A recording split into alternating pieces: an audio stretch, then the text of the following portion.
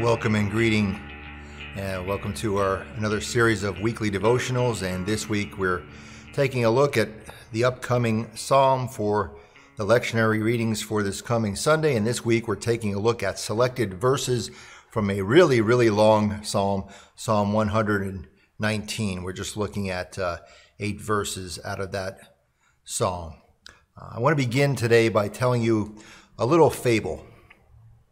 There was this guy who wanted to learn the meaning of life. And so he traveled all over the world. He met with all kinds of successful people to learn from them. He had all kinds of exciting adventures and experiences, but he was left unfulfilled. He didn't learn the meaning of life. Well, he heard that there was a wise old man who lived on top of a mountain who knew the meaning of life. And so he found the mountain, this guy did. He climbed to the top of the mountain.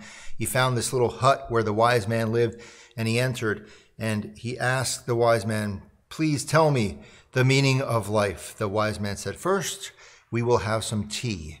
And he got out his teacups and teapot, and he started pouring the man some tea. And while he was pouring, this guy's rambling on and on and on about all of the things he's learned, the things he's done, his experiences, his adventures, and so much so that he doesn't notice the wise man keeps pouring the tea until the tea overflows and spills over the end of the cup. And the guy says to the wise man, "What are you doing? You're spilling tea all over the place."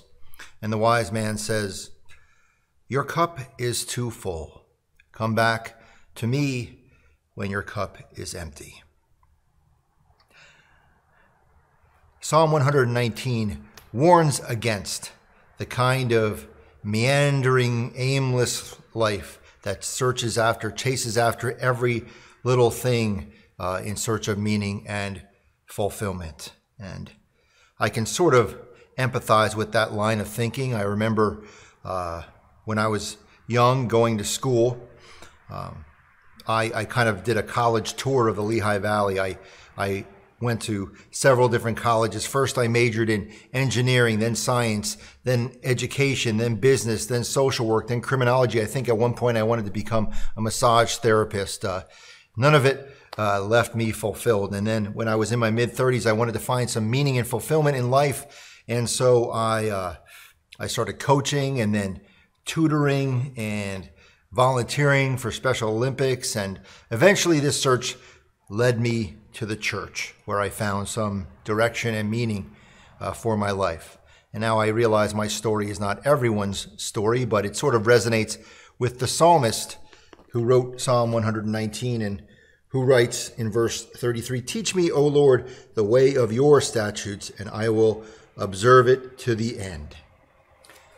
Following the way of God provides direction and meaning and purpose according to the psalmist. Indeed, in the United Church of Christ statement of faith, we hear the words that God takes us away, not only saves us, not just from sin, but from aimlessness and sin.